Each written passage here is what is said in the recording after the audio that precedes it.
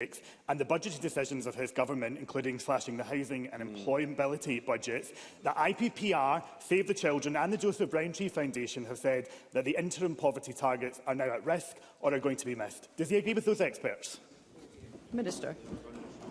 Yeah, we'll continue to do all within our powers to reduce child poverty, but also mitigating the ingrained austerity of successive UK governments. And I'll come back to the point that I just mentioned previously in the previous answer to Kevin Stewart.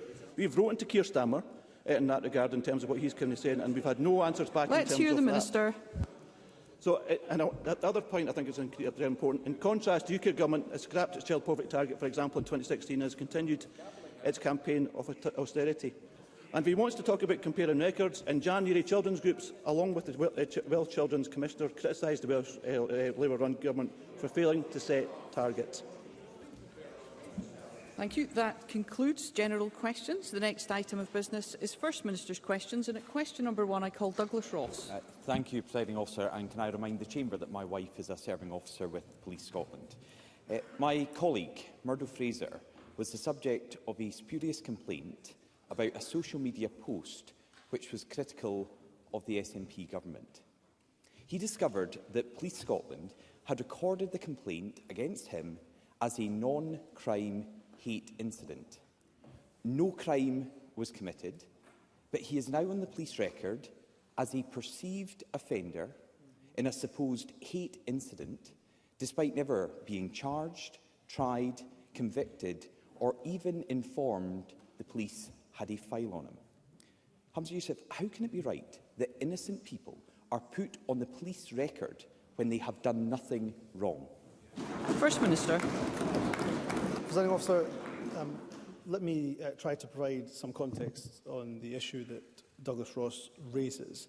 I think it is important that when we're talking about hatred, hate crime, or indeed the Hate Crime Public Order Act, that we do so in a way that is not just considered, but also ensures that we stick to the facts. So let me try to provide some context on the issue that Douglas Ross references. Firstly, let us remember that the recording of non-crime hate incidents has come as a direct result of the Stephen Lawrence inquiry. It was contained within recommendations, 12 to 17, of the Macpherson report. So they have been around, the recording of non-crime hate incidents, for many, many years.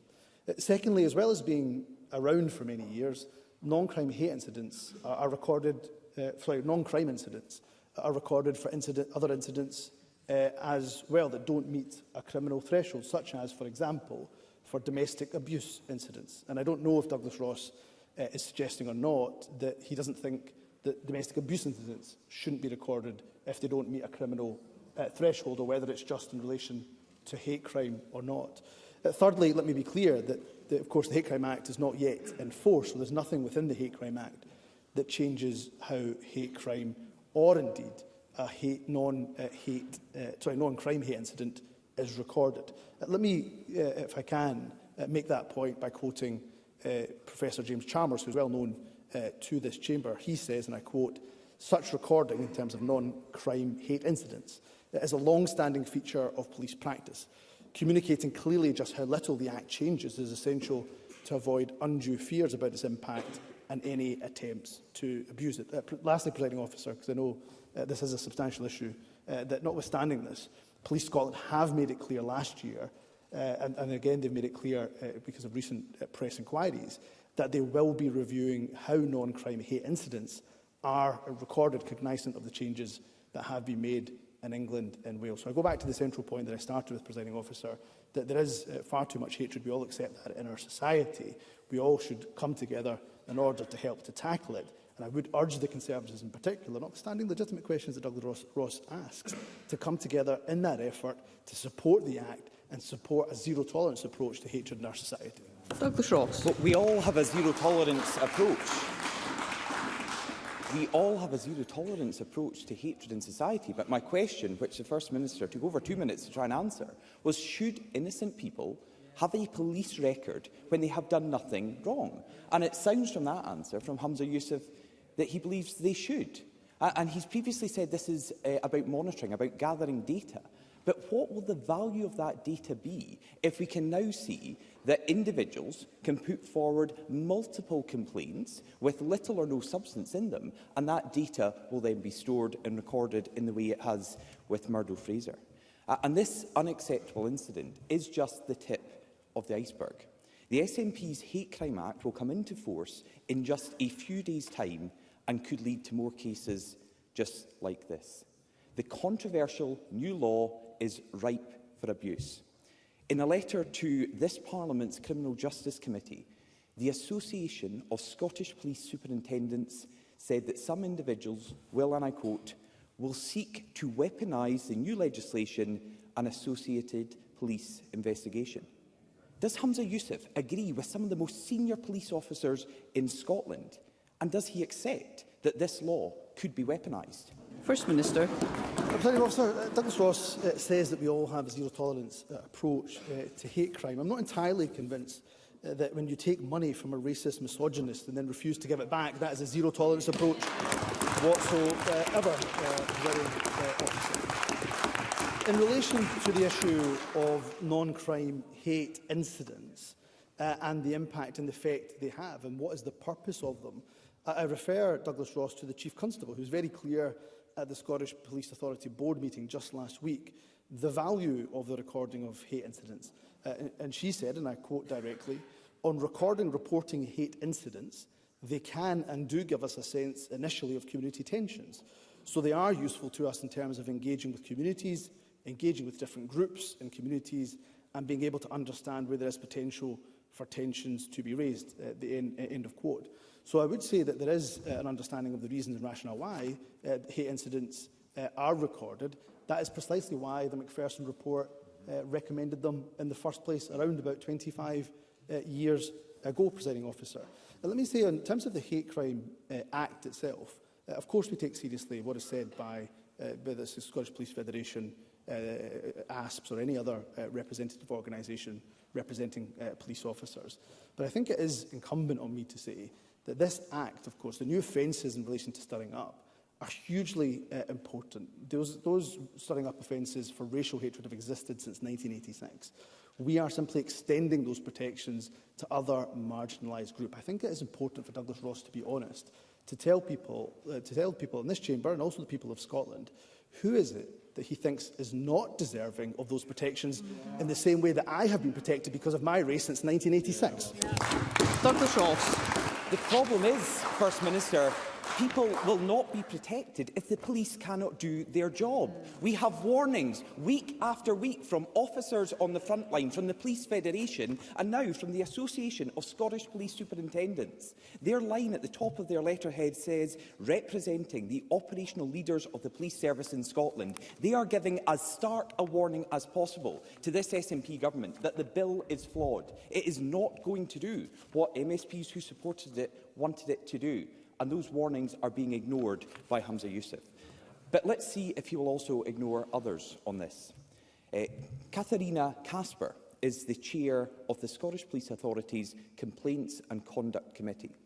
She said an investigation itself can become a punishment which may have a chilling effect on the freedom of expression.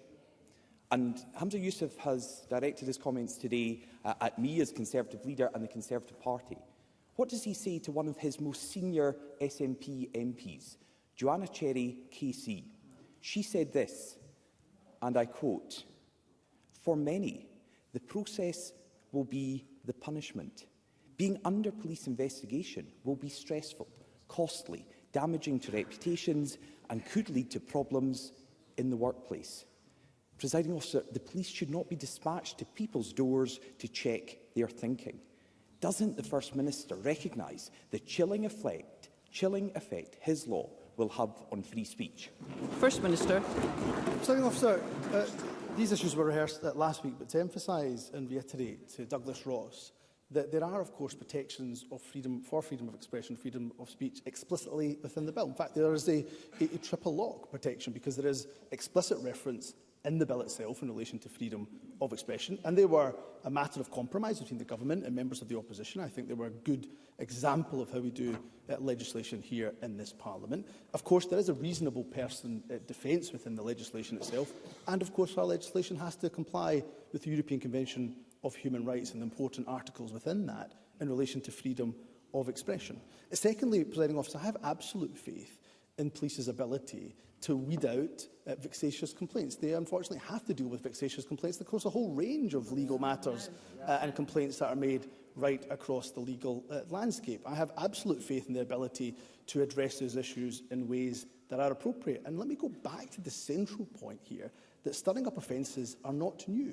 They have existed since 1986 for most of my entire life, and therefore I've got absolute confidence in Police Scotland's ability to be able to police new stirring up offences in the ways that are appropriate.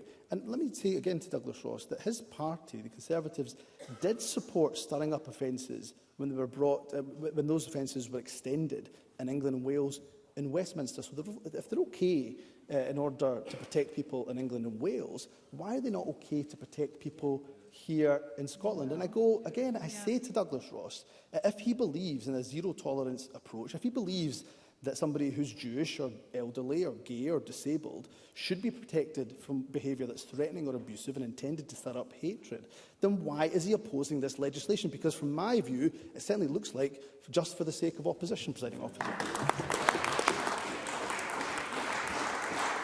Before we move to Mr Ross's next question, of course, there are many members who would like the opportunity to put questions to the First Minister today, and therefore I'd be grateful if we could have more concise questions and responses. Douglas Ross.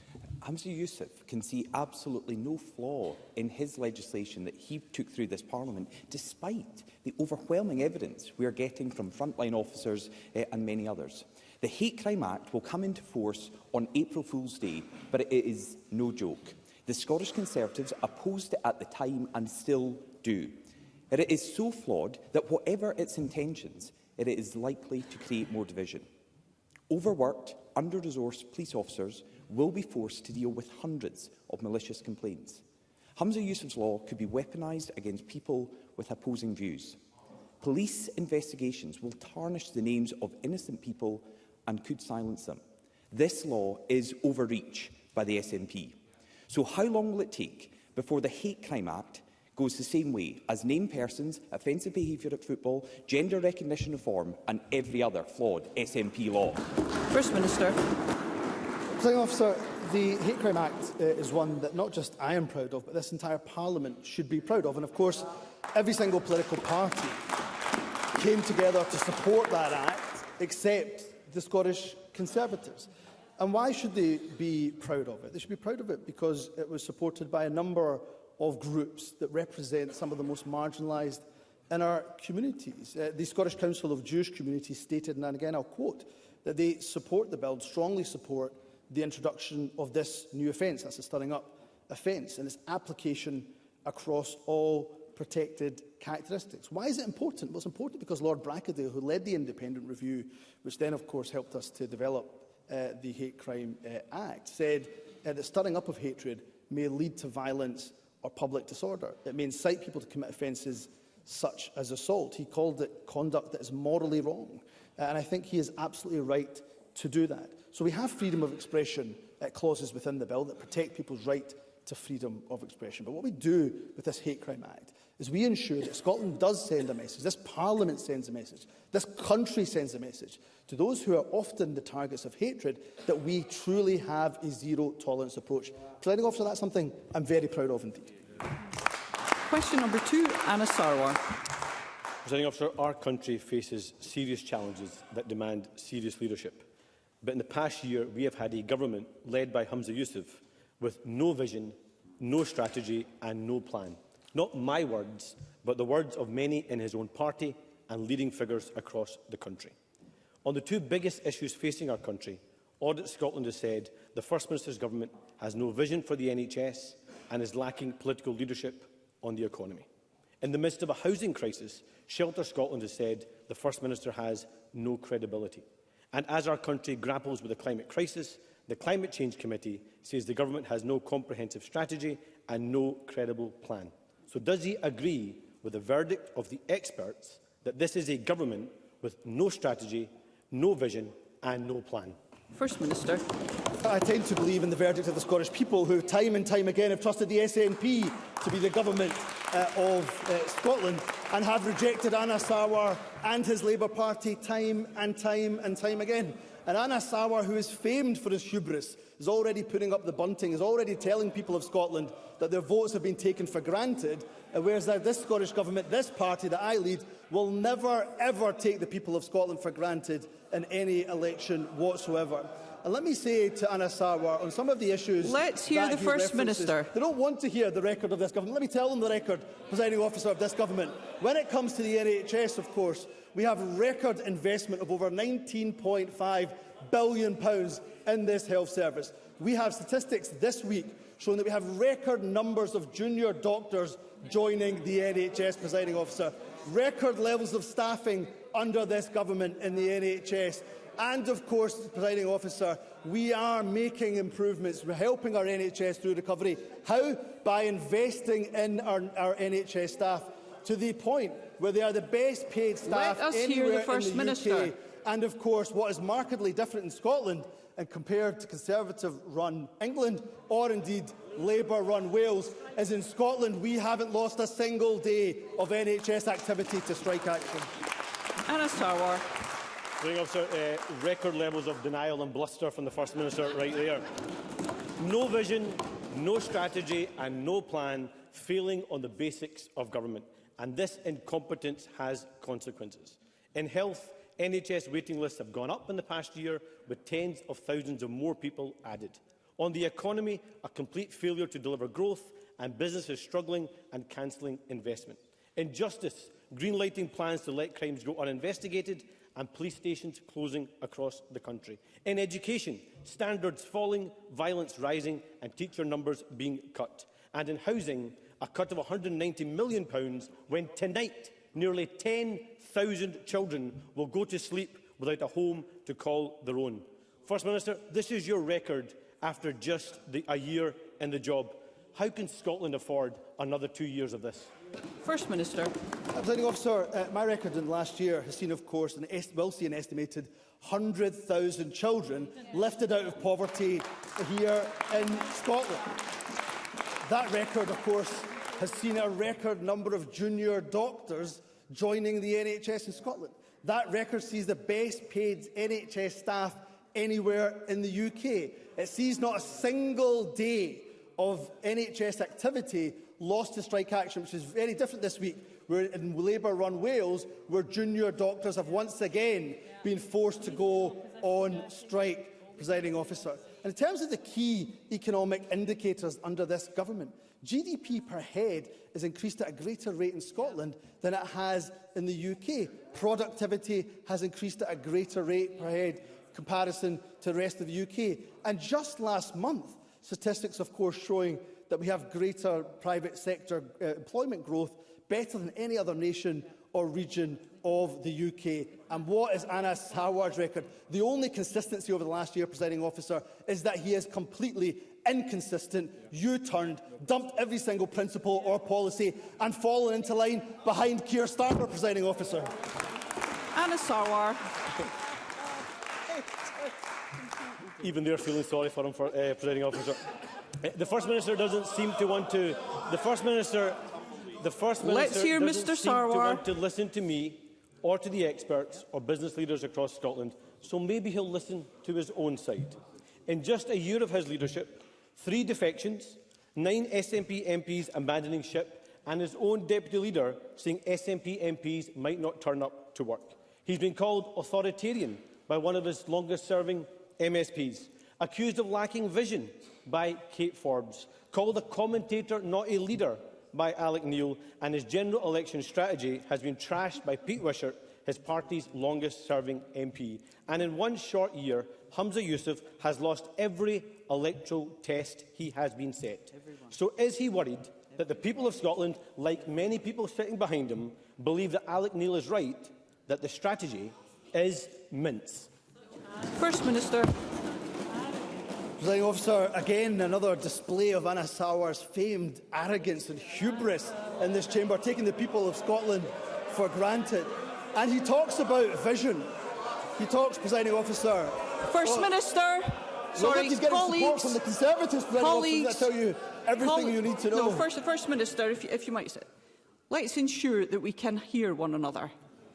Presiding Officer, when it comes to vision, let me remind Anna Sauer, it was just last week that his colleagues in UK Labour were praising Margaret Thatcher for her vision, Presiding Officer. In the year that I have been First Minister, Presiding Officer, I can stand here and say that I have stood by my values and my principles. Those values and those principles will see an estimated 100,000 children lifted out of poverty. Those values will see record investment in our NHS, record numbers of junior doctors joining the NHS. They have seen the implementation of a fully funded council tax freeze, despite Labour's best efforts to thwart it. Those values have seen private sector employment grow in Scotland higher than any other UK nation. And as I say, the only consistency Anna Sauer has is this inconsistency, his U-turning and dumping of policies, from the two-child limit to, of course, the lifting on the cap of bankers' bonuses, and most shamefully, Presiding Officer, is the latest betrayal of the waspy woman that Anna Sauer promised to campaign for, and he's now turned his back on. Unforgivable. The waspy woman won't forget, nor will they forgive, Presiding Officer. Question number 3, Stephen Kerr. To ask the First Minister what action the Scottish Government plans to take following the publication of the University of Stirling study highlighting the reported risk of crumb rubber infill on artificial pitches. First Minister.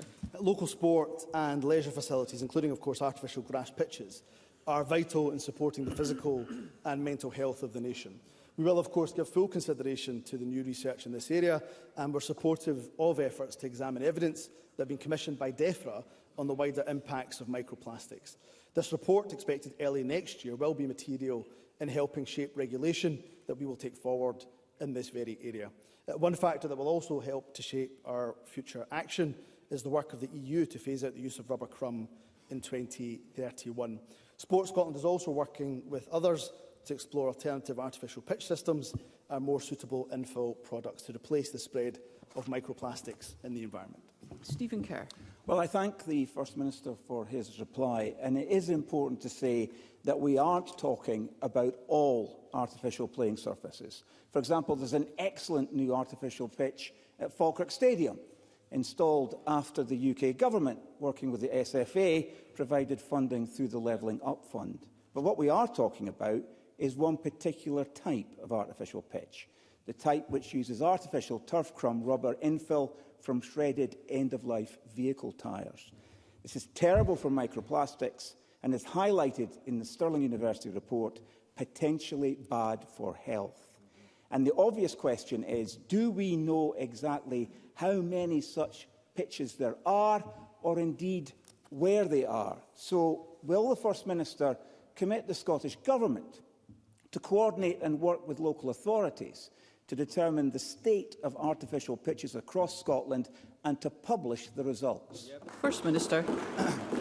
I will consider Stephen Kerr's suggestion seriously. We will look to see whether or not that is a worthwhile endeavour, given the recent research that Stephen Kerr indicates. I would go back to the response that I made to Stephen Kerr in his opening question, which is that we are very supportive of the efforts to examine the evidence, and there is that work being undertaken by DEFRA on the wider impacts of microplastics. I do understand that Sport Scotland is also working with other home nation sports associations to explore what the alternative artificial pitch systems are that are more sustainable in the longer term. So that work is ongoing. I'm happy to write to ensure that the appropriate minister writes to Stephen Kerr with the detail of the work that's already being undertaken, even while we're waiting for that research. But we are supportive of the research to understand the impacts of this rubber crumb infill, and getting a better understanding of the use of rubber crumb infill right across Scotland. Question number 4, Christine Graham. Thank you, Presiding Officer. First, I declare an interest as convener of the cross-party group on animal welfare to ask the First Minister, further to the regulations relating to XL bully-type dogs coming into force, to whom a dog owner can apply for advice on whether their dog fits the confirmation of the XL Bully type, in light of reports that a substantial number of dog owners in England are now applying to deregister their dogs, having established retrospectively that their pet does not conform to the DEFRA definition of an XL Bully type dog? First Minister. The Scottish Government's website provides the definition used for an XL Bully dog, provides a guide for owners to check if their dog is an XL Bully, if they're not sure, and to determine whether their dog falls within the definition, if they need to apply for an exemption certificate by the end of July. The Minister for Community Safety has written to all MSPs to provide further information about the exemption scheme, which opens on Monday the 1st of April all the way till the 31st of July. Christine Graham.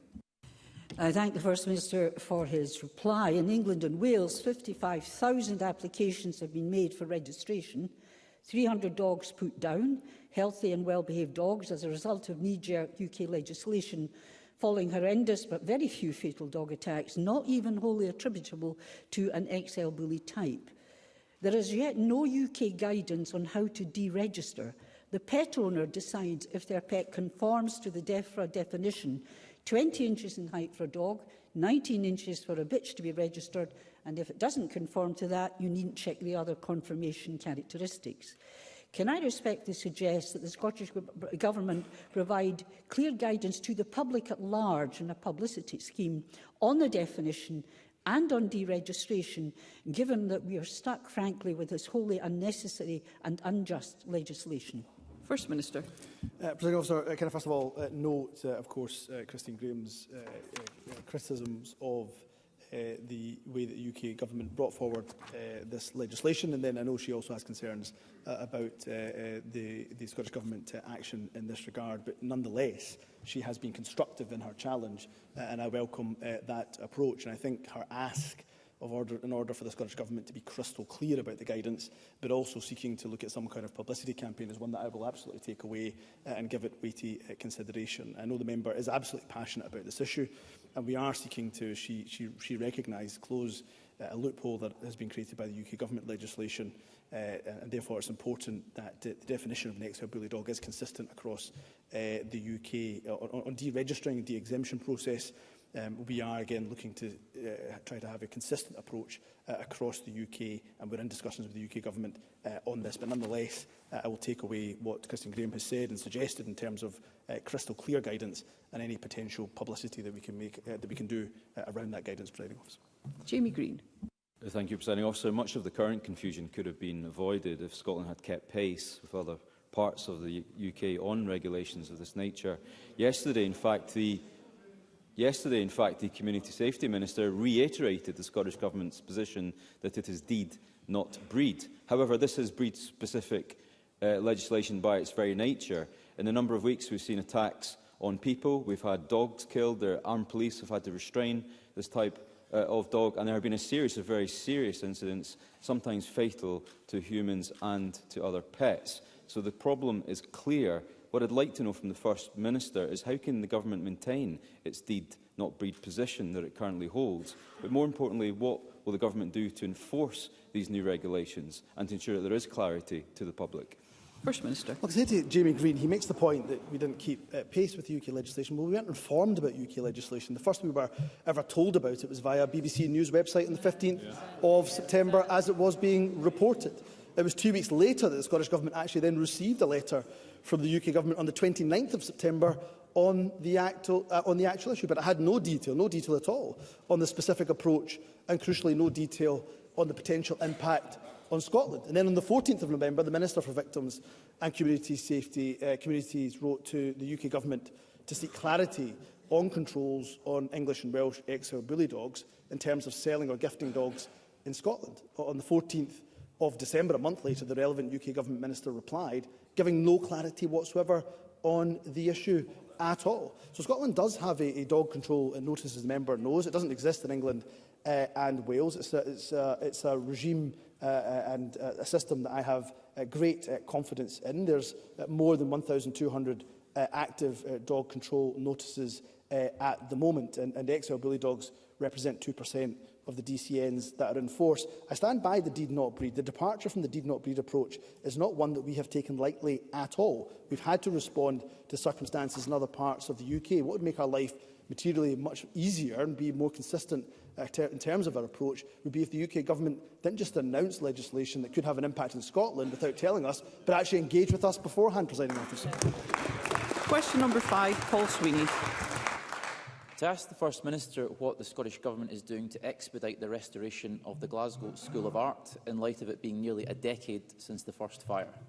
First Minister. The Scottish Government does recognise the cultural and historical significance of the Macintosh building, its world-renowned status, the importance of the Mac to the School of Art, the City of Glasgow and indeed to Scotland as a whole. We have welcomed the Glasgow School of Art's plan for a faithful reinstatement of the Macintosh building.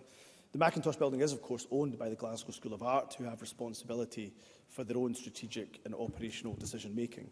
The Glasgow School of Art's ambition to rebuild the Mac and eventually reopen it as a graduate school for the benefit of staff, for the benefit of students, and indeed for the benefit of the local community and the city is, I'm sure, something that will be welcomed right across this chamber. Paul Sweeney.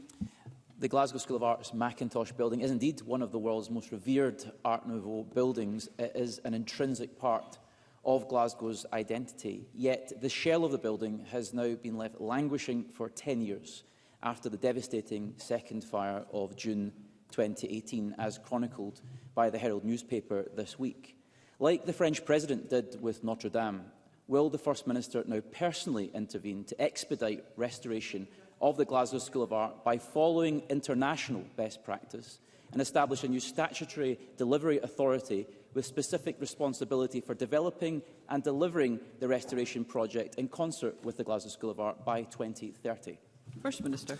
Presiding Officer, can I say that I do recognise the good work that Paul Sweeney does as a trustee of Glasgow City Heritage Trust. I know he has a genuine interest in seeing the building, as we all do, restored for the benefit of the city and the country as a whole. I would say there are obviously differences between the Mac building and indeed the Notre Dame Cathedral. The Notre Dame Cathedral is owned by the French Government.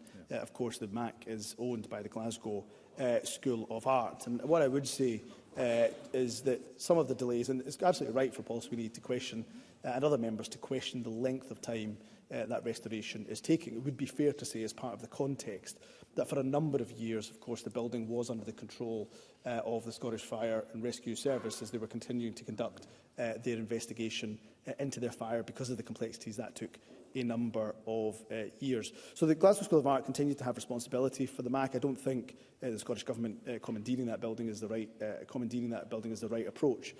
What the Glasgow School of Art have explained in the outline business case is that they expect funding for the Macintosh building to come from a whole range of sources, from obviously fire insurance proceeds, donations and pledges, capital receipts and reserves. They haven't made a request to government at this stage, but of course we will look to seek to ensure that we can support the Glasgow School of Art in the restoration of the Mac, because it is of critical importance. So I will, after First Minister's questions, ensure that we do continue to reach out to the Glasgow School of Art to see what further support we can provide. Question number 6, Maggie Chapman. To ask the First Minister whether he will provide an update on what action the Scottish Government is taking to deliver the new deal for tenants. First Minister.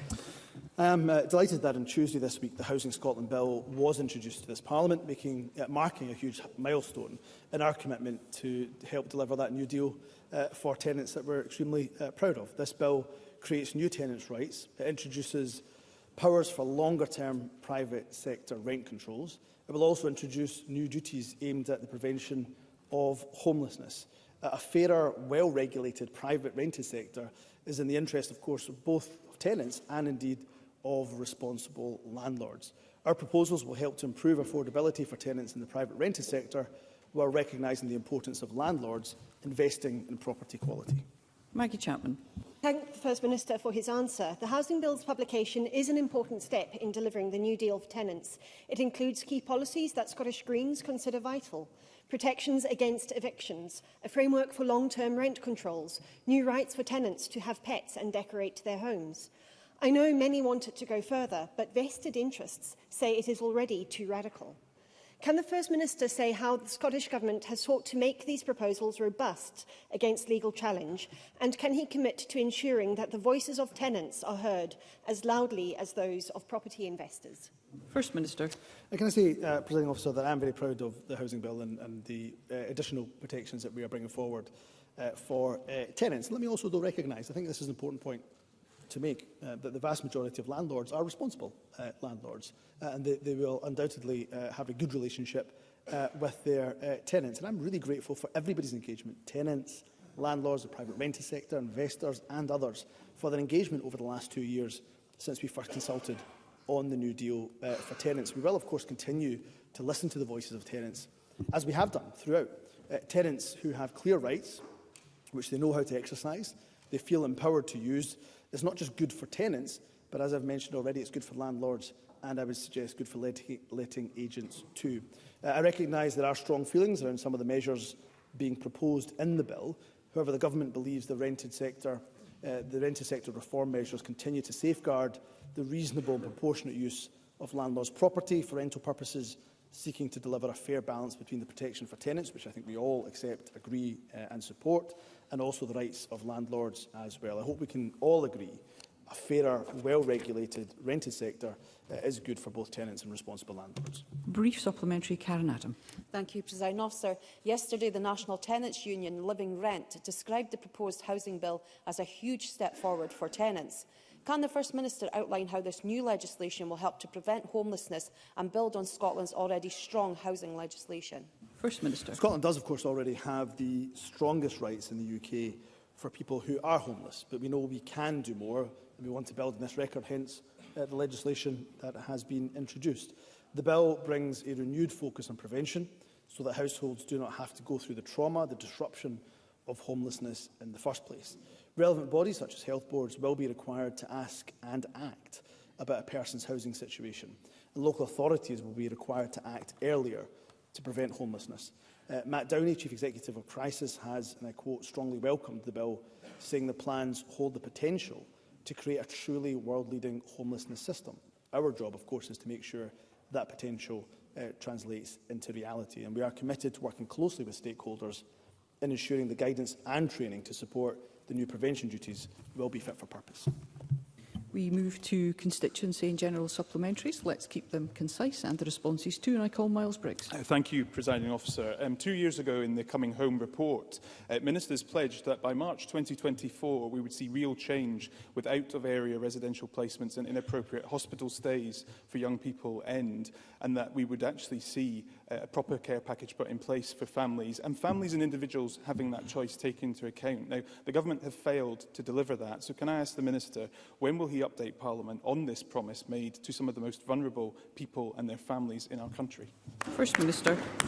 Can I first of all recognise that Miles Briggs has a long-standing interest in this issue. He's raised it many times. I remember him raising it to me in previous ministerial guises. And what I would say to Miles Briggs is we do take the issue incredibly seriously. I will look at the latest progress in relation to the update that we have promised, but we want to make sure we are doing right in terms of the proper care packages that those who are most vulnerable, as Miles Briggs rightly describes them, are given the appropriate care. So I will ensure that he is given a written update after FMQs. Colin Smith. Thank you, Presiding Officer. This week, South Lanarkshire Health and Social Care Partnership voted to close 2 care homes, including McClimate House in Lanark, to help plug a £33 million funding shortfall. The closures will save just £600,000 next year, but are devastating for residents, older, vulnerable people who now face being kicked out of their homes. The partnership, including councillors in his own party, have written to the Scottish Government with a last-minute appeal to provide additional support to save those care homes. So will the First Minister do the right thing? Will he listen to families whose loved ones will soon lose their homes? Will he intervene and save McClimate House and Dewar House care homes? First Minister.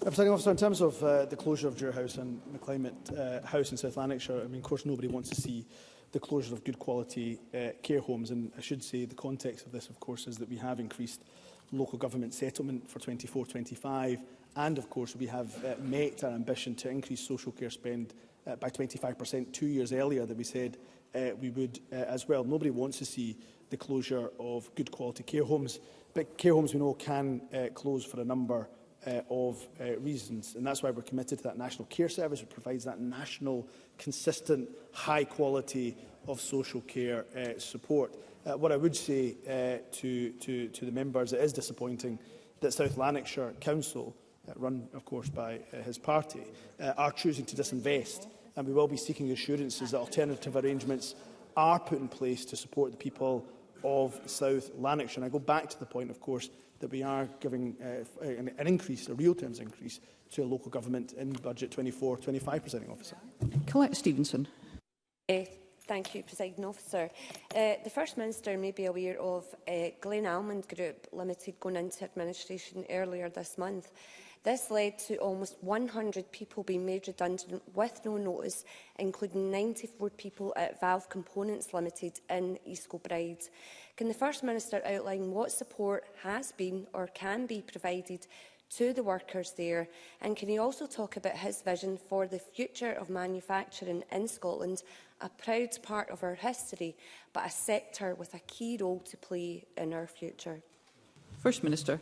I'm very concerned to hear about Valve Components Limited, part of the Glen Almond Group, that it has entered administration with 95 immediate job losses. My immediate thoughts, of course, are with the affected employees and their families at such a difficult time. Scottish Enterprise has been liaising with the administrators and has alerted them to a number of businesses in the East Kilbride area which have at this time expressed an interest in recruiting some of the impacted staff.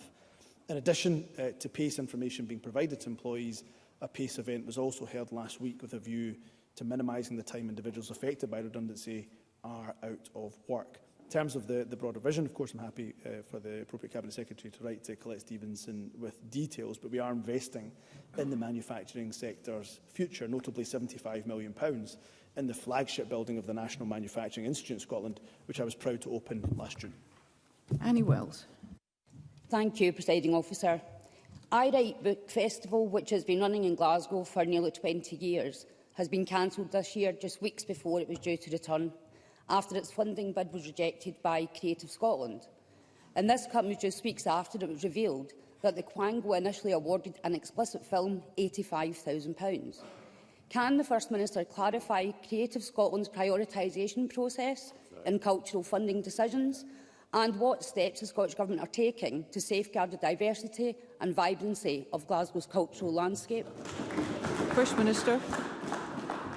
Presiding Officer, I Write is a fantastic festival. Anybody that has had the pleasure of being able to attend its events in the past knows the value that it brings, not just to the city, but indeed, I would suggest, to the country as a whole.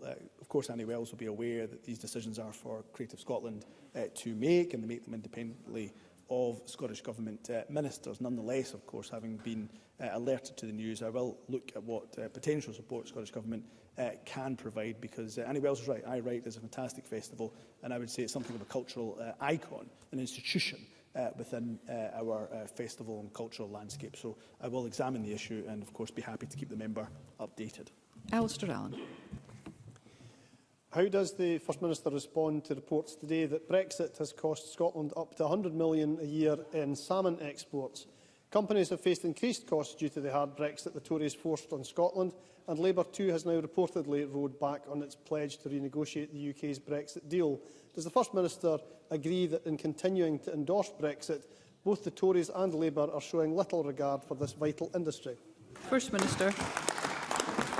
I couldn't agree more, Presiding Officer. There is no doubt, and almost all of the independent research, of course, shows that Brexit has been an absolutely unmitigated disaster for our economy. Complete and utter disaster. OBR's own forecast suggests that the UK economy has reduced by, or will reduce by 4% because of the impacts of Brexit. And I expect the Conservatives, who are hard Brexiteers, to continue down that disastrous path. I cannot understand why Labour are falling in behind the Conservatives and supporting a hard Brexit. Scotland's food and drink sector has borne the brunt of Brexit, which has disrupted supply chains, created new barriers to trade and driven up food prices. And Anna Sawar and Jackie Bailey are laughing at the damage that is done at the food and drink sector, Presiding Officer. It's no laughing matter, because it's crystal clear there's a Westminster consensus in favour of Brexit, no matter what the cost to Scotland. And the only way to stop that damage and rejoin the European Union is for Scotland to become an independent nation. Neil Bibby. Thank you, Presiding Officer. Good journalism is absolutely crucial to a healthy democracy. No one here would claim to relish being confronted with a microphone by the likes of Bernard Ponsonby. Over the last 34 years, he has shortened the career of many politicians. But we all recognise the crucial job he has done and his excellent colleagues across our media continue to do. However, normal service will be disrupted today as National Union of Journalists members at STV take strike action for the first time in over 20 years. Counter to perceptions, I understand half of the newsroom are paid less than a teacher's starting salary, and despite STV posting £20 million of profits, they're the only broadcaster not to be passing on a percentage pay increase that meets inflation to all of their workers. So in the context of its Fair Work responsibilities, can I ask the First Minister what representations the Government has made to STV on this matter, and to encourage meaningful negotiations, a fair deal for the journalists and an end to this dispute? First Minister. Presiding Officer, let me start where Neil Bibby rightly started. Let me praise and pay tribute to Bernard Ponsonby, his long standing career in journalism of over 30 years. I wish him well in his retirement, and also I'm grateful that I don't have to be on the other end of a tough interview from him, Presiding Officer. While, of course, it's not for the Scottish Government to directly intervene in this dispute, I would absolutely urge, as Neil Bibby has asked me to do, STV to get round the table with the employees and their union to try to ensure a satisfactory outcome can be reached. I was speaking to some STV journalists again on the other end of an interview just yesterday, and I was being told that one of the areas and reasons for concerns is the disparity between how ITV is treating its employees versus STV and their employees. So it's our long-standing position that a progressive approach to industrial relations, along with stronger protections for workers and fair pay, is at the very heart of a more successful society. So we'll continue to support trade unions right across a variety of sectors, and we would encourage STV in this instance to immediately get back round the table in order to get a fair pay settlement for STV employees and, of course, crucially, journalists too. And Beatrice Wishart. Thank you, Presiding Officer. News yesterday that Visit Scotland plan to close their eye centre network across the country by 2026 and pursue a digital-first strategy has come as a shock in the Northern Isles, which rely on tourism. Does the First Minister share the view of some in the tourism sector that this is a retrograde step, and is he able to indicate if any impact assessment has been conducted on island communities affected by Visit Scotland's decision? First Minister.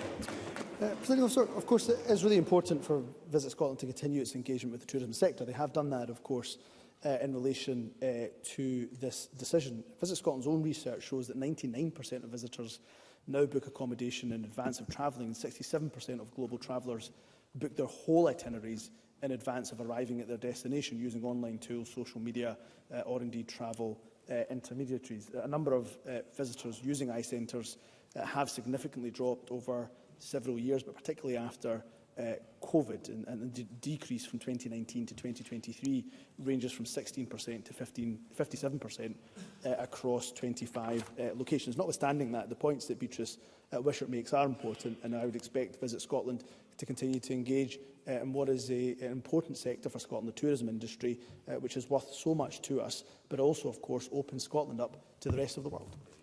Thank you. That concludes First Minister's questions. The next item of business is a members' business debate in the name of Christine Graham, and there will now be a short suspension to allow those leaving the chamber and the public gallery to do so.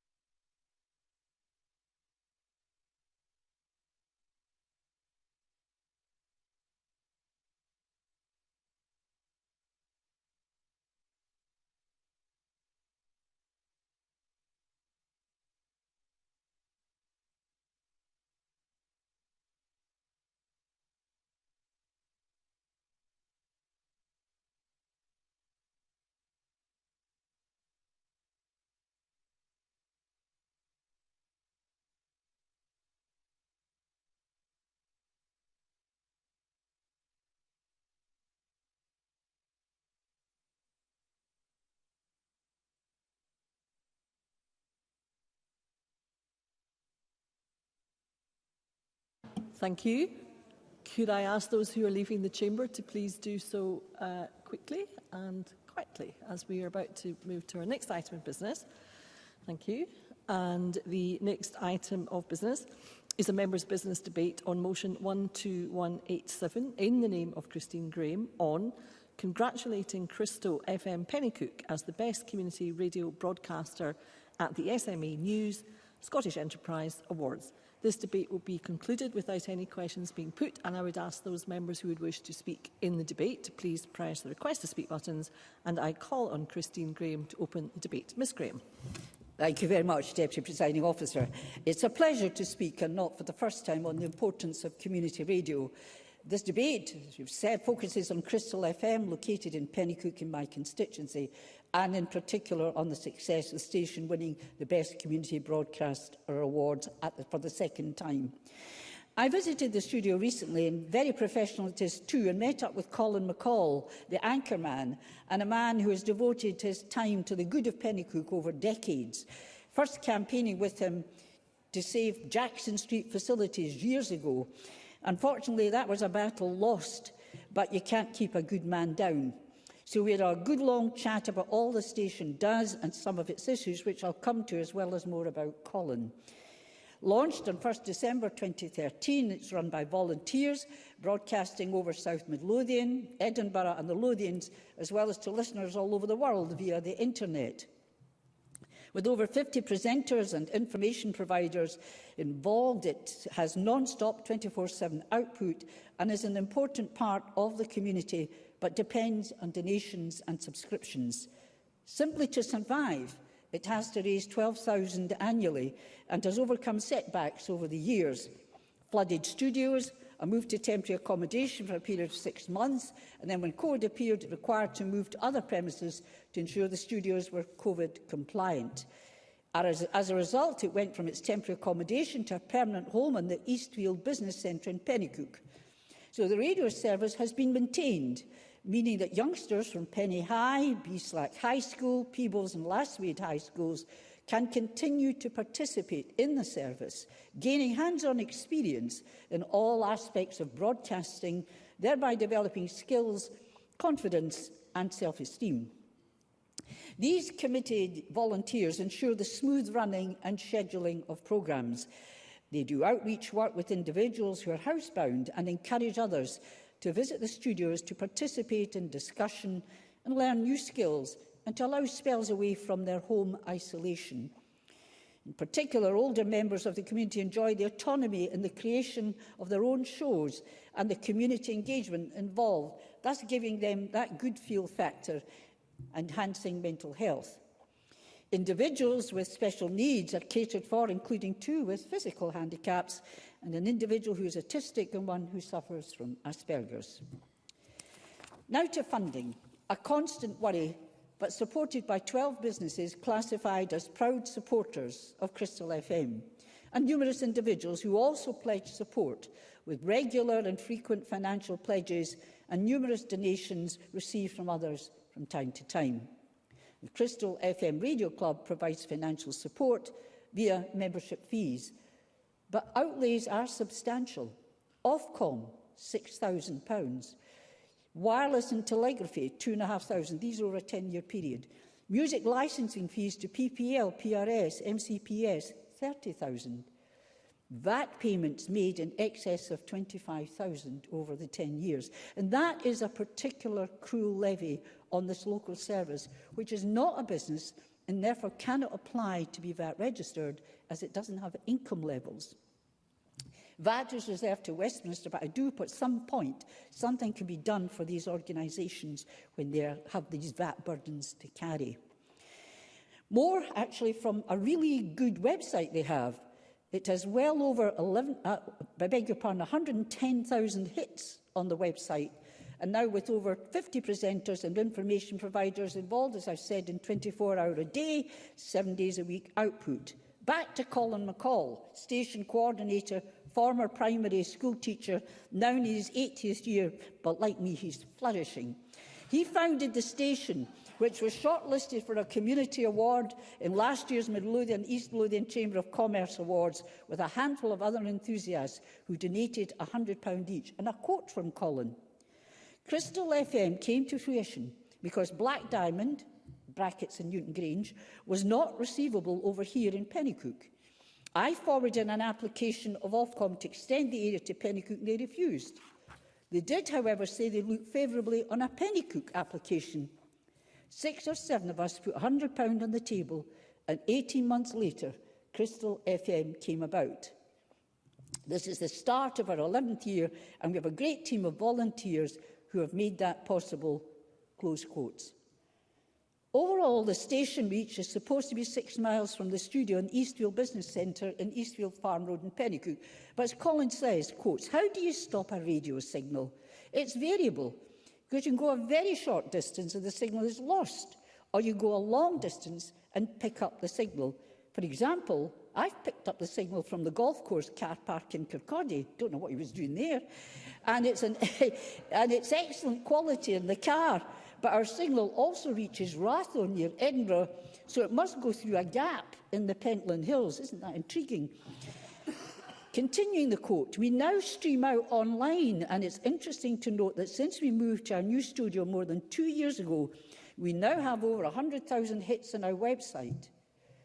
Continuing the quotes, "Looking further afield, on the internet, our broadcasts are worldwide, and our regular top 4 online are the UK, USA, Europe and India.